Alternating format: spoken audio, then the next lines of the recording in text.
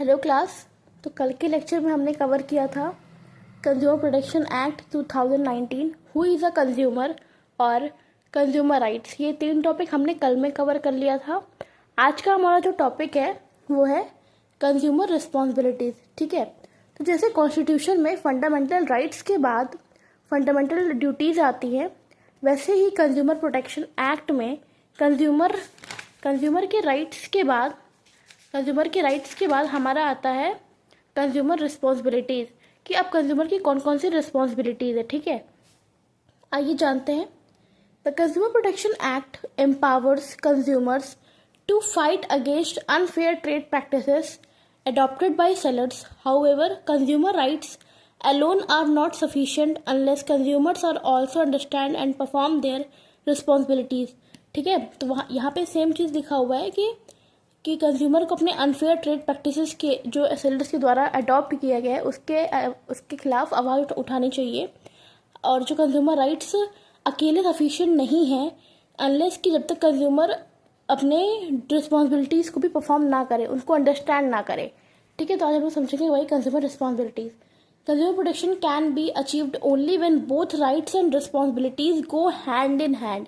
Okay, जब हमारा consumer protection act और कंज्यूमर रिस्पॉन्सिबिलिटी दोनों जब साथ साथ में चलेगा तो ही हम लोग अचीव कर पाएंगे। ठीक है, तो आते हैं रिस्पॉन्सिबिलिटीज़ ऑफ कंज्यूमर में।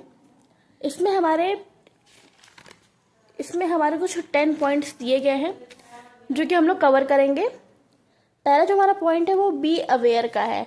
आपको अवेयर रहना होगा, आपको बी नॉलेजेबल रहना होगा ताकि आपको कोई बेवकूफ़ ना बना सके। ठीक, stay informed about different goods and services available in the market.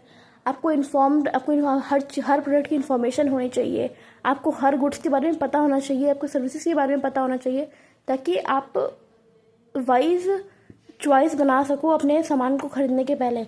Make an intelligent and wise choice before purchase. ठीक है, और सेकंड जो हमारा पॉइंट है वो बाई स्टैंडर्डाइज गुड्स।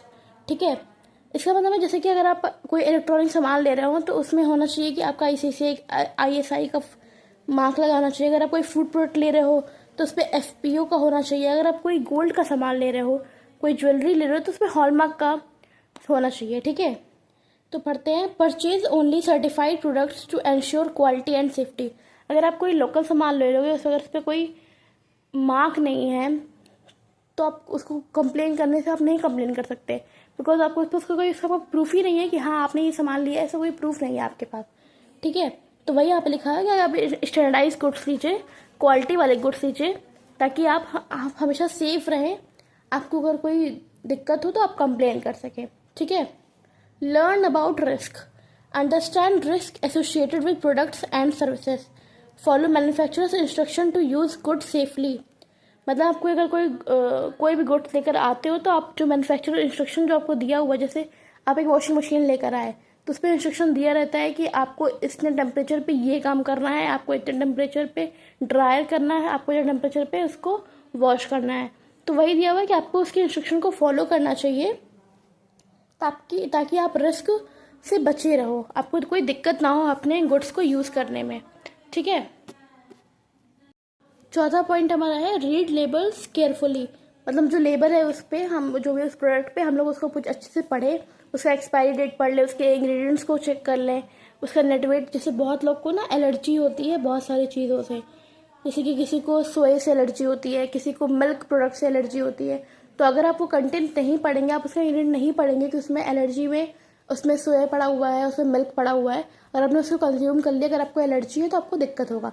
इसीलिए आपको हमेशा उसके इंग्रेडिएंट, उसका एक्सपायरी, उसका नेट वेट, सारे डिटेल सब चेक करना चाहिए ताकि उसमें कोई अगर एलर्जी इंग्रेडिएंट हो तो वो भी अगर आप पैकेट के पीछे कभी देखा होगा आपने तो उसमें देखा होगा आपने कि अलग से लिखा रहता है एलर्जी इंग्रेडिएंट, साफ साफ मेंशन रहता है उसमें कि अगर आपको किसी चीज़ से एलर्जी है तो आप उसको ना यूज़ करें। ठीक है, तो आपका ये 4th पॉइंट था रीड लेबल्स केयरफुली। हमारा जो 5वां पॉइंट है वो एसर्ट योर सेल्फ है, कि आप अपने आप को अलर्ट कर लें, हर चीज़ के बारे में जानें ताकि कोई भी डीलर आपके साथ आपको एक्सप्लॉइट ना कर सके, आपके साथ धोखाबाजी ना कर सके। ठीक है, ensure you get a fair deal and not exploited. आपको जैसे अगर आपने कोई सामान आपका है वो 200 रुपये का मिलना चाहिए, एक समझे आपने एक टी शर्ट लिया वो आपको 200 का मिलना चाहिए। आप मार्केट में गए, आपको उसका प्राइस नहीं पता था, आपको शॉपकीपर ने बोला कि ये 500 का है, आप उसको 500 पे करके चले आए। क्यों आप 500 पे करके चले आए? क्योंकि आपको पता ही नहीं है कि उसकी प्राइस क्या है। इसलिए आपको हमेशा अवेयर होना चाहिए, हमेशा अवेयर रहना चाहिए। आपको फेयर प्राइस पता होना चाहिए कि इसका ये प्राइस होना चाहिए, ताकि आप सही से उसको ले सको, सही से बार्गेन कर सको। ठीक है। हमारा जो 6th पॉइंट है वो है be honest in dealing. Dealing मतलब buy only from legal sources. ऐसा नहीं है कि आप कोई ब्लैक मार्केट से कोई सामान उठा लिया या फिर कोई करप्शन का सामान ले लिया, ब्लैक मनी में अब बहुत देखे होंगे, तो ये सब काम आपको नहीं करना। आपको हमेशा लीगल सोर्स से ही अपना सामान खरीदना है, ब्लैक में सामान खरीद के नहीं रखना है। जैसे कि गुजरात एक ड्राई स्टेट है, ठीक है, जहाँ पे समझ रहे होगे आप शराब बैन है। अब जाके वहाँ से शराब खरीदोगे तो ये एक ब्लैक मार्केटिंग है, ठीक है, ये गलत चीज़ है, आपको ये सब नहीं करना है। फिर हमारा जो 7वां पॉइंट है वो है ask for a cash memo. Cash memo मतलब एक बिल, आपको बिल हमेशा लेना चाहिए। Always demands a bill cash memo as proof of purchase, ताकि आपके पास एक प्रूफ ऑफ परचेज रहे कि आप वो कर सकें, क्या बोलते हैं, अगर आपका सामान खराब निकल जाए तो आप कंप्लेन कर सके उस पर। अगर आपके पास कैश मेमो या बिल नहीं रहेगा तो आप कंप्लेन नहीं कर सकते, आपके पास कोई प्रूफ नहीं है। ठीक है। उसके बाद है file a complaint. Approach the consumer forum in case of defective goods और पुअर सर्विसेज। अगर आपके कोई भी सामान अगर आपका खराब निकल जाता है तो आप उसे कंप्लेन करें। ये नहीं कि घर बैठ जाए कि अरे यार मेरे कंप्लेन करने से क्या होगा। नहीं, आजकल जो पढ़ा लिखा इंसान है, जिसको नॉलेज है, वो अपने 10 रुपए के सामान भी अगर उसका खराब निकल जाता है तो वो कंज्यूमर फोरम पहुंच जाता है कि उसको रिफंड दिया जाए, एंड आपको फुल रिफंड मिलेगा अपने सामान का। ठीक है। तो वहीं यहाँ पे ये नहीं कि आप बैठ जाइए, आपको उसका कंप्लेन करना होगा। Approach the consumer forum in case of defective goods और poor services. Take action even if the amount involve in small. जो मैंने आपको बताया ना कि 10 रुपए के सामान के लिए भी इंसान पहुंच जाता है, वही में यहाँ पे लिखा हुआ है कि आप एक्शन लीजिए। ये मत सोचिए कि आपका सामान अगर 10 रुपए का तो आप क्यों कंप्लेन करने जाए। नहीं नहीं, आप कंप्लेन करो। ठीक है। Take action even if the amount involve in small. फिर मैं जो 9th पॉइंट है वो है forum consumer societies. Forum consumer societies का क्या मतलब होता है कि जितने भी ऐसे ऑर्गेनाइजेशंस हैं, ऐसे मीटिंग्स में आपको ज्वाइन होना चाहिए ताकि आप अवेयर रहें अपने चीज़ों का। ठीक है। Participate in consumer organization to educate consumers and safeguard their interest. मतलब पार्टिसिपेट करिए आप कंज्यूमर ऑर्गेनाइजेशन के मीटिंग्स में, ताकि आप एजुकेट कंज्यूमर्स में आए और अपने इंटरेस्ट का, अपनी चीज़ों का आपको सेफगार्ड पता हो, आपको कि आपके साथ क्या सही है क्या गलत है। ठीक है। और आपका जो लास्ट पॉइंट है वो है रेस्पेक्ट द एनवायरनमेंट। बहुत इंपॉर्टेंट पॉइंट है। Avoid waste. आपको वेस्ट नहीं फैलाना है। लिटरिंग, आपको कचरा नहीं फैलाना है। एंड पॉल्यूशन, आपको इन चीज़ों से, अगर आपने समझ लीजिए आपने एक चिप्स खाया एंड चिप्स का पैकेट जो था आपने ऐसे ही पार्क में या फिर जहाँ भी आपने बैठ के खाया वो वहीं पे आपने छोड़ के चला गया, तो उससे वो कचरा हुआ, कचरा से पॉल्यूशन हुआ। अगर आपने उसको एक कचरे के डिब्बे में डाले होते तो वो वहाँ जाके रिसाइकिल हो सकता था। तो वही यहाँ पे लिखा हुआ है कि avoid waste, littering and pollution. Use eco friendly products and adopt sustainable consumption. Eco friendly products मतलब जैसे कि अगर आप पॉलिथीन का बैग यूज़ कर रहे हो तो उससे बेटर है कि आप जूट का बैग यूज़ करो। यही सब है, इको फ्रेंडली प्रोडक्ट आप यूज़ करें एंड सस्टेनेबल कंजप्शन को आप अपनाएं। ठीक है। With these responsibilities consumers can safeguard their rights, ensure fair practices and contribute to the welfare of society. तो ये सारे पॉइंट्स आपके थे कंज्यूमर रिस्पॉन्सिबिलिटीज़ के। वहीं यहाँ पे लिखे हुए हैं कि आपको ये सारे पॉइंट्स फॉलो करने चाहिए ताकि आप अपने राइट्स को सेफ रखिए, अपने फेयर प्रैक्टिसेस है और सोसाइटी के वेलफेयर में कंट्रीब्यूशन करिए अपना। Ways and means of consumer protection. ठीक है। ये भी टॉपिक है, एक अच्छा काफ़ी टॉपिक है। There are various ways in which the objective of consumer protection can be achieved. बहुत सारे वेज हैं जिससे आपका कंज्यूमर प्रोटेक्शन का जो ऑब्जेक्टिव है वो अचीव हो सकता है। ठीक है। तो इसमें आपको कुछ 5 पॉइंट्स दिए गए हैं। पहला पॉइंट है self regulated by business associations, consumer awareness, consumer organization and government. ठीक। पहला पॉइंट समझते हैं, self regulation by business enterprises should adopt fair practices. ठीक है। बिजनेस एंटरप्राइज जो होती है उसको एक फेयर प्रैक्टिसेस को अडॉप्ट करना होगा। Maintain quality, fair price, proper weights and measures. मतलब अपनी क्वालिटी का ध्यान रखें, फेयर प्राइस का मतलब प्राइस सही हो, प्रॉपर वेट हो और मेजर सब कुछ मेजरमेंट वगैरह सब सही हो, ठीक है। Avoid misleading advertisements, misleading advertisement पे ध्यान ना दें, जो खराब एडवर्टीजमेंट होती है उन पर आप ध्यान ना दें। Example voluntary standards like ISI, AG mark etcetera.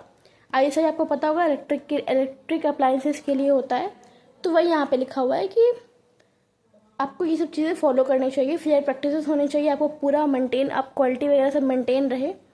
फिर है हमारा second point business organization, trade and industries associations, example FICCI, CII।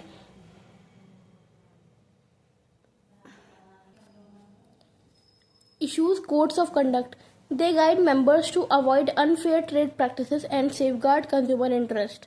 ठीक है, मतलब वो मेंबर्स को अनफेयर ट्रेड प्रैक्टिसेस अवॉइड करनी चाहिए ताकि कंज्यूमर का इंटरेस्ट बना रहे, ठीक है। Consumer awareness, educate and alert consumers can protect themselves, ठीक है। एजुकेट एंड अलर्ट अगर कंज्यूमर रहेगा तो वो उसको फ़ायदा करेगा। गवर्नमेंट कैंपेन जागो ग्राहक जागो, गवर्नमेंट कैंपेन चलाता है जागो ग्राहक जागो, ताकि जो हमारा जो कंज्यूमर है वो जगा रहे, वो जागो ग्राहक जागो मतलब अलर्ट रहे हमेशा। Aware consumers check labels, MRP, expiry date and safety marks. जो आपका अवेयर कंज्यूमर रहेगा वो लेबल्स, MRP सब चेक करेगा। कंज्यूमर ऑर्गेनाइजेशन एंड NGOs, ये आपका फोर्थ पॉइंट है। इसमें लिखा हुआ है voluntary consumers organization spread awareness. जो कंज्यूमर ऑर्गेनाइजेशंस हैं जैसे कि NGO वगैरह हो गई, उन्हें अवेयरनेस फैलानी चाहिए। They provide a legal assistance, publish journals, arrange seminars and file complaints. उन्हें क्या करना चाहिए, लीगल असिस्टेंस होना चाहिए, पब्लिश जर्नल, उन्हें एक जर्नल पब्लिश करना चाहिए, सेमिनार अरेंज करना चाहिए ताकि लोगों को अवेयर कर सके, और उनको फाइल भी कंप्लेन करनी चाहिए। Example consumer guidance society of India, CGSI, ठीक है। CGSI का फुल फॉर्म क्या है, consumer guidance society of India, ठीक है। हमारा जो लास्ट पॉइंट है वो है government measures. Various laws are enacted to protect consumers, ठीक है। दो इसमें मैं आपको लॉज पढ़ा रही हूँ। कंज्यूमर प्रोटेक्शन एक्ट 2019 गवर्नमेंट का ही है ताकि कंज्यूमर का प्रोटेक्शन बना रहे। BIS act, essential commodities act, prevention of food adulteration act, ठीक है। ये कुछ एक्ट्स हो गए। The government setup consumer courts, redressal agencies for quick justice. Government जो है उसने कंज्यूमर कोर्ट्स बनाया है, रिड्रेसल एजेंसीज बनाई है ताकि आपको क्विक जस्टिस मिले, आपको क्विक रिलीफ मिले अपने कंप्लेन का, ठीक है। तो thank you class. Next lecture में हम लोग और पढ़ेंगे। ये हमारा जो नेक्स्ट लेक्चर होगा वो लास्ट लेक्चर होगा इस चैप्टर का। Thank you.